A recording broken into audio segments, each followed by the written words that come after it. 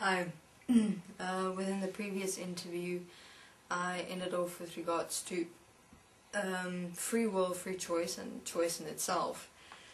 And within this interview, I will be discussing our realizations with regards to what the actual nature of free choice and free will and choice in itself really is.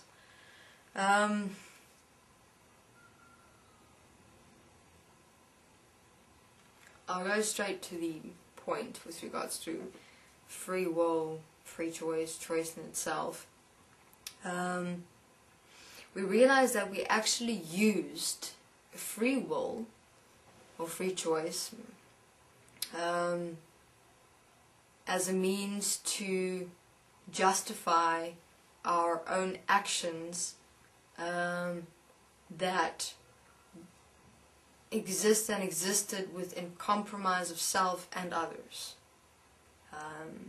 It was a means behind which we hid our own self-dishonesty towards ourselves and towards others, which are actual deliberate self-dishonest acts. And then we use free will within the justification of defending our actions, our deliberate actions within dishonesty that compromised ourselves and others. And simply stated, but it's my free will. I can do as I want, as I please. I allow you to do what you want as you please. Now you give me the right to do as I want, as I please. This is the kind of secret, silent agreement of the existence of free will, where beings allow themselves and each other to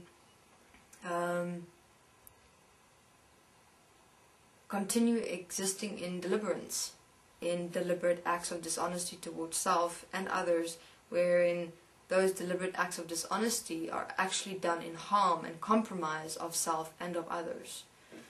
And it was very disheartening to find out that free will doesn't exist, free choice doesn't exist, that everything that we do, that everything that we speak, that everything that we experience, that everything of ourselves is actually a result of the past. It is an outflow of events that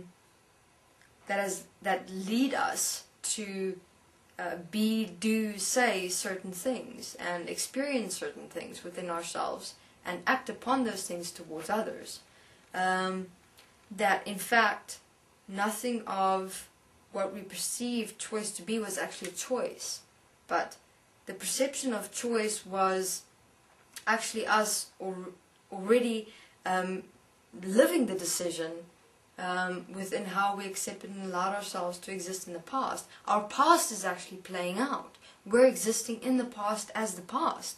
And within that very existence of ourselves, within the past, as our own past directing ourselves, how can choice exist? So from that perspective, we realize choice doesn't exist. Nothing that we currently do, say, speak, act, experience is real, is current time, meaning is here. Everything we do, speak, experience, act upon, both within ourselves and towards others, are already manifested designs according to our self-definition of experiences we've had in the past. We're basing our decisions on past experiences. That doesn't mean choice. That means our past experience is dictating us. So that's just a simple example of our very explosive realization that choice doesn't exist, just on that mere simple fact. And with regards to free will, how we have literally used and abused the existence of free will as a justification to hide our own deliberate self-dishonest act in compromise and harm of ourselves and others, in using free will within the principle of self-interest to get what we want, how we want it, as we want it, doesn't matter over who or what we walk through or walk upon, but making sure that we exalt our own ego using the design of free will to defend our own self-interest, our own survival.